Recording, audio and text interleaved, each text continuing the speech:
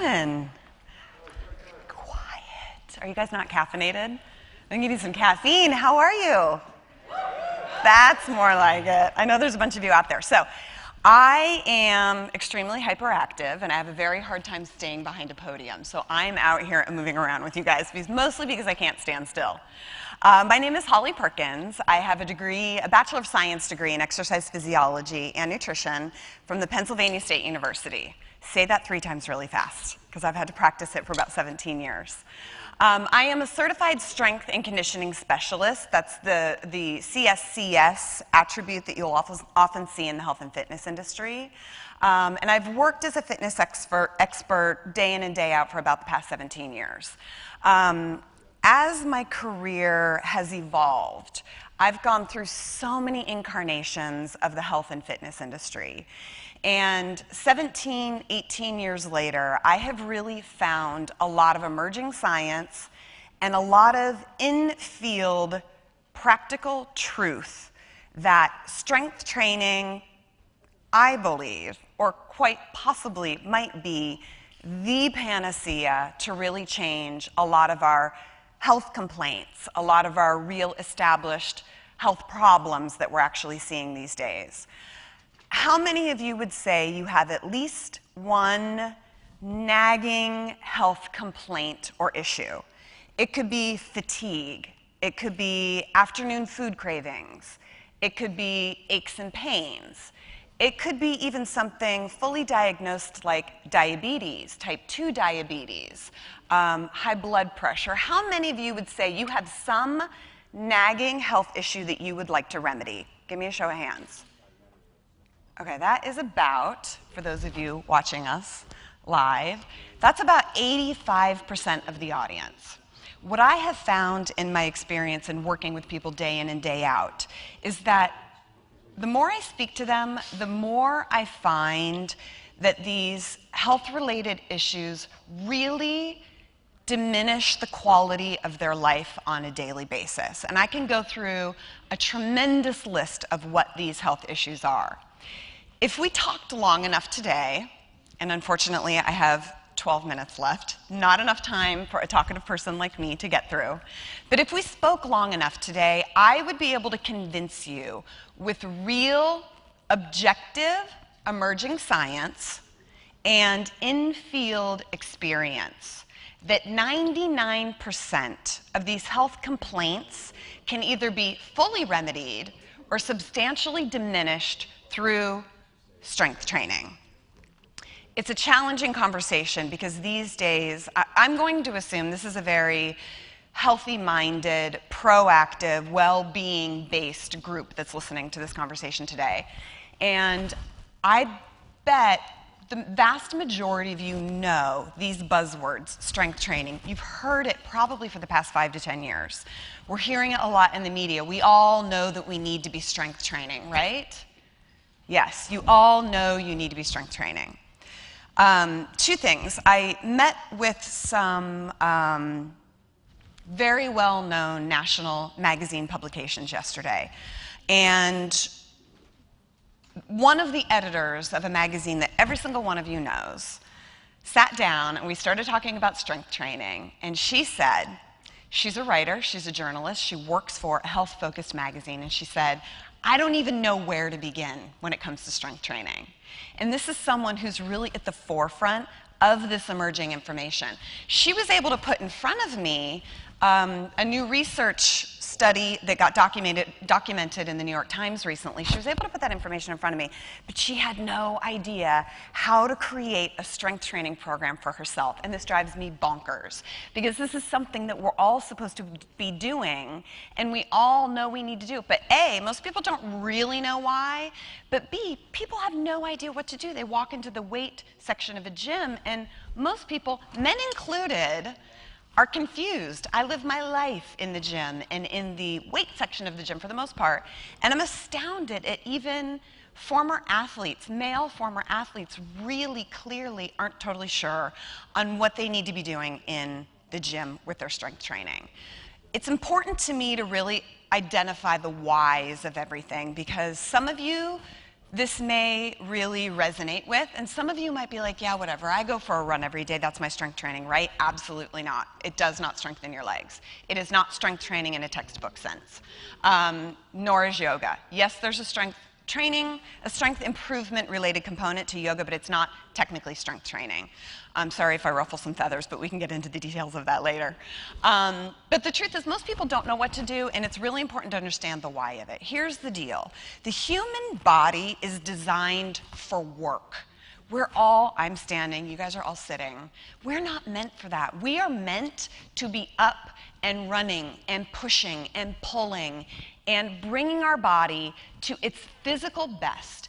When you do that, every intricacy of your physiology gets optimized. Your hormones get optimized. And I'm not talking estrogen and PMS. I'm talking testosterone, even for the ladies, is the youth elixir. I'm talking human growth hormone. I'm talking diminishing cortisol, which everyone knows. I'm talking balancing your epinephrine and your norepinephrine, which get put out from your exhausted adrenal glands. I'm talking brain activity, glucose metabolism of the muscles. And when it comes down to it, I ruffle feathers, I apologize, but we're not really designed to be bipeds. We are not really designed to be upright beings. Even though this is 2013, our bodies still want to be on 4 legs. And because of that, the biomechanical forces of gravity don't like us to be upright. Posture is something that's very just second nature to me, I think, because I spend so much time lifting weights. But one of the biggest complaints and requests I hear from folks like you, as well as my clients, is they want to work on their posture. When gravity is pulling against you, it is really hard to get those muscles to hold up your bones appropriately. It's really hard. People think that it's your skeleton that holds your body up, right? We all have these images from Halloween of your bones holding you up, and that's what keeps you upright, right? No, your muscles create a system of pushing and pulling to hold your body upright. And I promise you, if you are over the age of about 28, 29, or 30, you have diminishing strength, and every single one of you is far less stronger than you think you are, including myself. I think I'm so strong, but the truth is I am far weaker than I even realize. So when it comes to holding the body up all day, which is what is your stamina, it's your energy, it's your mood, it's how you process foods and carbohydrates and proteins and all of those things that go into your body, comes back to this organ that is your muscles. That's a little bit of the why, and I could go on forever, and I won't be allowed because this wonderful song will play, and I want to jump into something very important. Every strength training movement, every human movement can be broken down into a push and release or a pull and release. The push or the pull is a positive phase of movement. The release is a negative phase of movement. It's important to have 3 techniques to any movement so that you're doing it effectively. And I need someone to demonstrate an exercise for me. So I'm going to have Jeff come up. He's the perfect person to demonstrate my 1, 2, 3 theory of taking any movement and making it more effective for your strength training. You can't just pick up dumbbells and go like this. You can't. You really have to be doing it effectively. Number 1 is technique. That's a long conversation. Commit yourself to learning perfect technique to your movements. Any movement, it doesn't matter what it is, if you perfect your technique, you're going to have some success. Number 2, I want to see an enthusiastic positive phase, which is your pull or push. Hold at the moment of maximal contraction, and then a very slow negative phase, which is the release. The third 1, 2, 3 of successful strength training is the last 2 repetitions of every single set should start to be a little sucky. That's my technological word. They need to be a little sucky. So the last 2 reps, you have to struggle, and your perfect technique, rule number 1, has to start to break down a little bit. So if your last 2 repetitions look as beautiful as your first 2 repetitions, you need to increase your weight. Otherwise, you're not going to get stronger. The human body needs resistance. It needs stress to be able to adapt and get stronger. So many of you are probably like positive, negative, hold, release. What does that mean? Jeff is going to demonstrate a bicep curl because that's a great way to demonstrate it. So what you're going to do is put one foot in the center of the band, face front so everybody can see you with this wonderful demonstration. Never tried this before. Oh, it's so exciting, my little newbie. So turn your palms forward, okay? And I'm not so much demonstrating the exercise for you guys, although you can do this. I want you to understand the theory. Every movement has a push and a pull, right? What is a bicep curl? What do you think? Pull. Great. Then there is a release. Fantastic. Those are your two phases. I want to see an enthusiastic positive, a hold at the point of maximal contraction, and then a very slow negative. So some may say an explosive positive. I don't like explosive because people misinterpret it like crazy.